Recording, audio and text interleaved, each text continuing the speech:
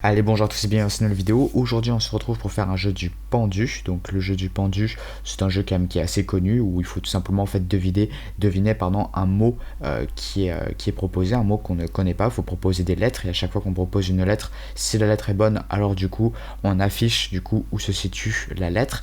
Et si c'est pas une bonne lettre, si c'est une lettre qui n'est pas dans le mot, alors du coup on diminue le nombre de tentatives. Donc là dans mon jeu, du coup le joueur a 6 mauvaises tentatives possibles. Donc s'il fait 6 mauvaises tentatives, le jeu se termine et s'il n'a pas trouvé, il n'a pas trouvé. Et sinon, tant qu'il trouve, en fait, on continue à du coup lui proposer de rentrer une nouvelle lettre. Donc le mot est affiché ici, donc à chaque fois il y a des underscores, donc peut-être qu'il va falloir mettre un espace entre chaque underscore. Si vous pensez qu'il faut mettre des trucs en plus ou rajouter des choses, c'est tant mieux, comme ça moi vous partez d'une base et vous agrandissez, vous faites un peu votre propre projet en partant d'une template ou d'une base qui est du coup ce que je vous montre aujourd'hui. Ensuite j'affiche aussi du coup le nombre de mauvaises tentatives récentes et ensuite là je propose d'entrer une lettre. Donc là je vais mettre une lettre au hasard, par exemple K, je sais pas ce que ça va mettre. Donc la lettre K n'y est pas comme vous pouvez voir, donc du coup j'ai perdu une tentative. Je sais pas du tout ce que ça peut être le mot, je vais mettre T, peut-être qu'il y a un truc, non même pas. Bon je vais tricher exceptionnellement, je vais essayer de regarder, ok ça doit être simplement patate ou empereur.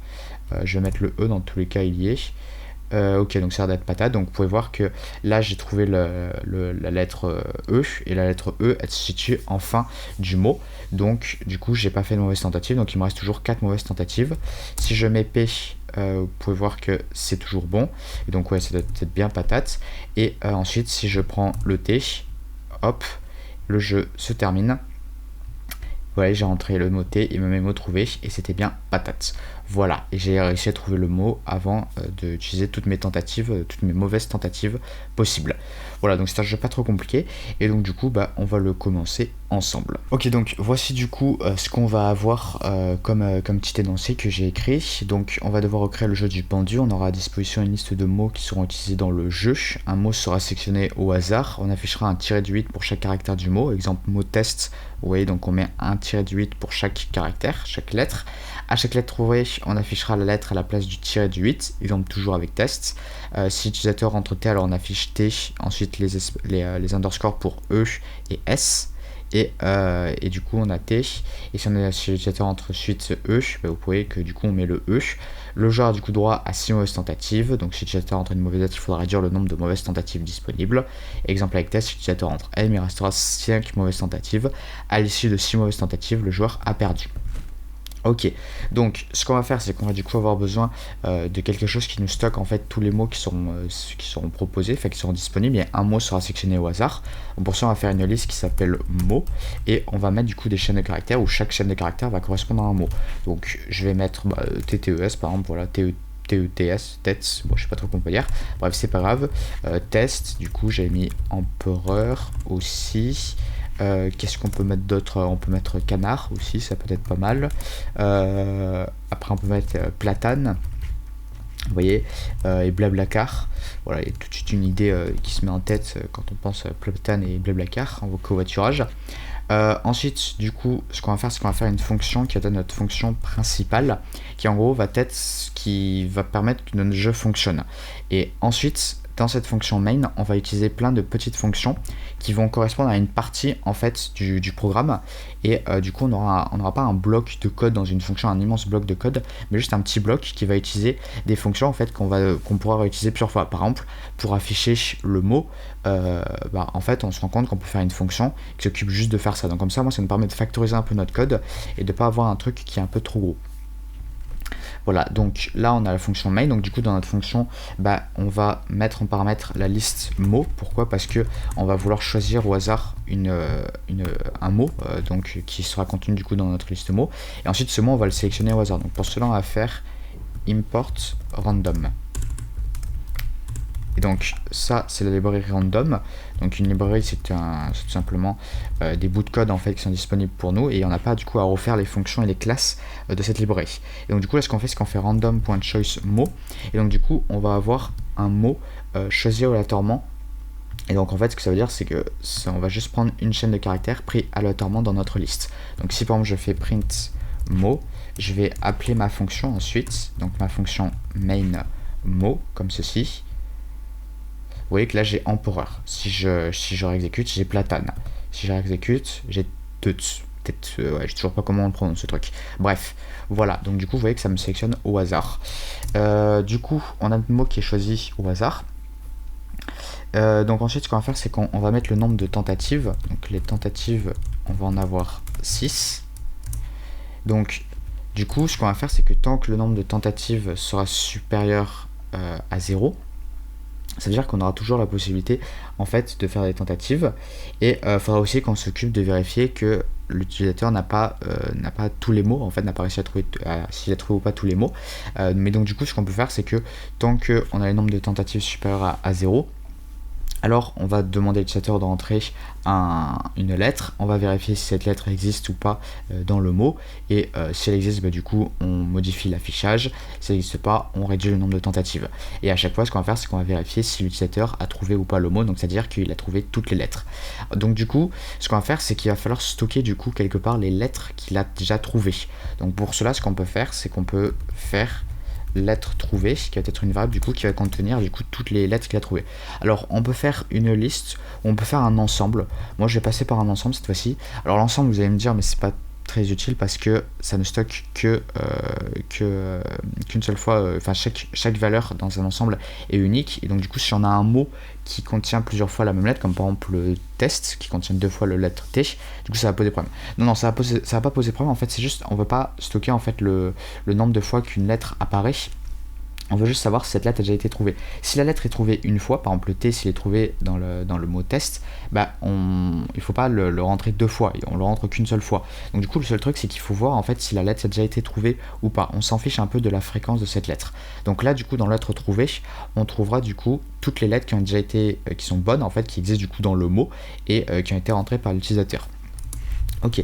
Donc ensuite, ce qu'on va faire, c'est qu'on va faire while nombre tentatives supérieur à 0, parce qu'on sait pas combien de... Parce que si l'utilisateur il fait, je sais pas, s'il trouve les 5, il fait 5 coups et à chaque fois il trouve les bonnes lettres et que le mot n'est pas terminé, qu'il n'a pas encore tout trouvé et qu'ensuite il se trompe, là il se trompe les 6 fois d'affilée, du coup il y aura eu 11 itérations, donc on sait pas en fait combien d'itérations à l'avance on va faire, donc c'est pour ça qu'on utilise une boucle while.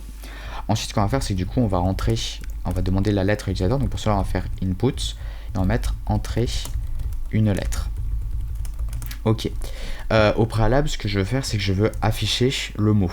Donc, ce que je pourrais faire, c'est que je pourrais tout simplement faire print mot. Et ensuite, il faudrait que je m'occupe du coup de savoir si je mets un underscore ou pas en regardant en fait du coup par rapport aux lettres qui ont déjà été trouvées. Si la lettre est trouvée, si la lettre existe, elle est déjà dans l'ensemble lettre trouvée, alors je l'affiche. Sinon, j'affiche un underscore. Donc pour ça, ce que je vais faire, c'est que je vais passer par une fonction.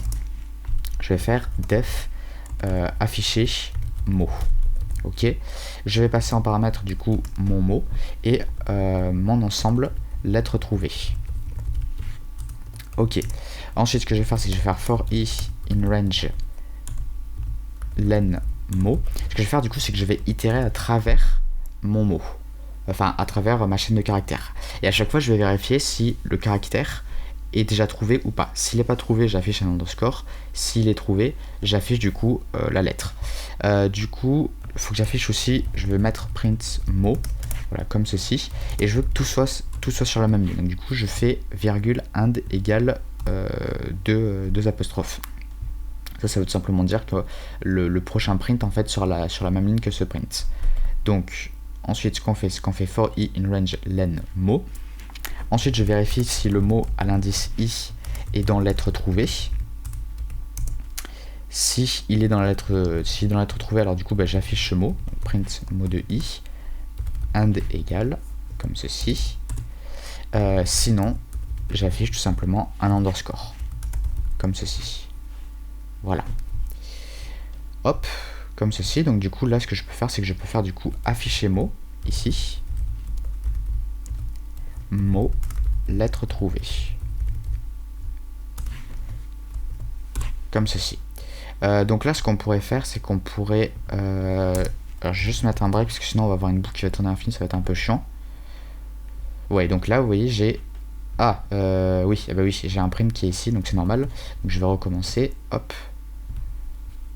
Voilà, donc là, vous voyez que j'ai le mot, avec les underscores. Alors si on a envie, on peut mettre des espaces ici. Voilà. Et donc du coup, ça sera peut-être un peu plus clair. Hop, comme ceci. Donc là, on voit du coup le nombre d'underscore qu'il y a. Du coup, il faudra faire attention pour l'affichage ici, parce que là, les mots, les lettres seront collées. Donc ça va te faire un truc un peu bizarre. Donc ce qu'on peut faire, c'est qu'on peut rajouter ici et ici un espace si on a envie. Mais du coup, ça veut dire que le mot, en fait, il y aura pas des, enfin, les lettres seront du coup espacées. C'est peut-être un peu bizarre, mais c'est si on veut rester vraiment sur le truc où chaque caractère est espacé l'un de l'autre. Bon, enfin bref. Donc là, du coup, on peut rentrer une lettre. Bon, je vais la rentrer, voilà, on s'en fiche, c'est pas important. Et donc, du coup, là, j'ai rentré la lettre G, ça s'est arrêté normal parce que j'ai un break ici, donc ça veut dire que c'est la boucle s'arrête. Le seul truc, c'est que quand j'entre une lettre, ça se met ici. Moi, je voudrais que il y ait un saut de ligne, en fait. Parce que, donc là, c'est normal qu'il n'y ait pas de saut de ligne, tout simplement parce que ce dernier, en admettant le dernier print, c'est celui-là, ou celui-là, c'est pas grave, hein. Bah, le truc c'est que j'ai un 1 d'égale 2 points, donc ça veut dire que le prochain print en fait sera sur la même ligne. Donc du coup pour casser ça je vais faire un print ici, où ce print du coup il sera sur la même ligne, il va rien afficher, et donc du coup le prochain print après celui-là sera du coup sur la ligne suivante, le prochain print ou le prochain input. Oui, comme ceci. Là du coup je suis bon. Donc du coup j'aurai un espace. Je vais peut-être même en mettre un deuxième pour avoir un truc espacé, ou peut-être pas. Peut-être que je le mettrai après pour espacer chaque truc, vous voyez, parce qu'après quand on va rentrer une lettre, ensuite il va y avoir à nouveau le mot plus entrer une lettre plus afficher le nombre de tentatives restantes, donc ça risque de faire un truc un peu compact. Donc du coup je pense que je mettrai un print à la fin ici, à la fin de ma boucle itérative. Voilà, donc là du coup j'ai le nombre de lettres. Je peux afficher aussi le nombre de tentatives restantes. Print nombre de tentatives restantes. Je crois que c'est le nombre qui est restant. Toujours un doute sur ça, mais bon bref. Et là j'affiche le nombre de tentatives. Voilà, donc du coup si j'exécute ça, qu'est-ce que ça me fait? Hop. Voilà, donc là j'ai mot, nombre de tentatives restant. 6, entrer une lettre. Voilà. Donc ça je vais l'arrêter, ça va faire un peu des erreurs mais c'est pas grave. Ok. Donc là on a une lettre.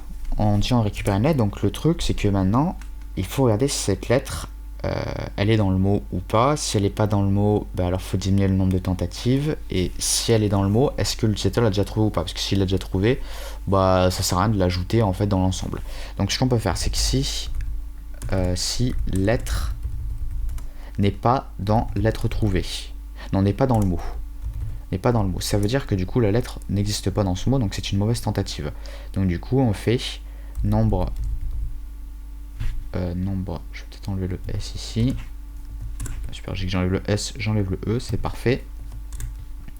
Nombre tentative moins égale 1. Voilà, donc ça veut dire que j'enlève tout simplement 1 à la variable, à la valeur en fait qui est contenue dans le nombre tentative. Ok. Donc du coup, ensuite, ce qu'on peut faire, c'est qu'on peut déjà vérifier si le nombre de tentatives, si le nombre de tentatives est égal à 0. Bon, ce qu'on peut faire, c'est que par exemple, on peut faire nombre de tentatives ici. Si c'est égal à 0, alors on affiche que, on dit que le mot n'a pas été trouvé. Et du coup, on arrête la boucle en faisant un break. Voilà. Ok. Ensuite, si la lettre est dans mot, je peux faire ce que je peux faire un elif. Donc sinon, si la lettre est dans mot et la lettre n'est pas dans lettre trouvée, alors je l'ajoute. Donc ce que je vais faire, c'est que je vais faire lettre trouvée.add lettre. Comme ceci. Donc j'ajoute la lettre du coup dans lettre trouvée. Ok. Ensuite, du coup, ce qu'il faut que je fasse aussi, c'est que si on a trouvé le mot, alors du coup, on affiche, ça y est, c'est fini. Donc pour cela, on va créer une fonction qui s'appelle mot trouvé. Mot trouvé. Donc pour cela, on va prendre mot, lettre trouvée en paramètre. Et j'ai oublié de dire un def. Voilà. Donc du coup, ce qu'on va faire, c'est qu'on va faire for i in range len mot. Donc on va itérer à travers notre chaîne de caractères, en gros. Et si on a mot de i qui n'est pas dans lettre trouvée, alors ça veut dire que du coup on a une lettre qui n'a pas encore été trouvée par l'utilisateur, donc du coup on va renvoyer faux, ça veut dire que le mot n'a pas été trouvé.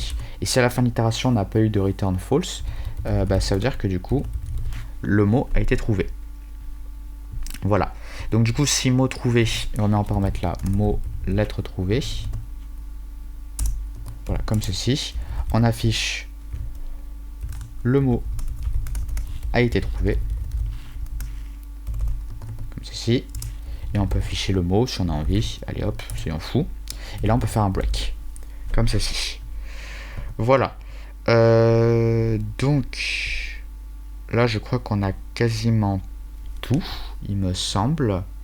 Donc on affiche le mot, on affiche les tentatives restantes, on demande à l'utilisateur d'entrer une lettre. Si lettre n'est pas dans mot, on décrémente de 1. Si lettre est dans mot et que la lettre n'est pas dans lettre trouvée, on fait lettre trouvée, on l'ajoute à lettre trouvée.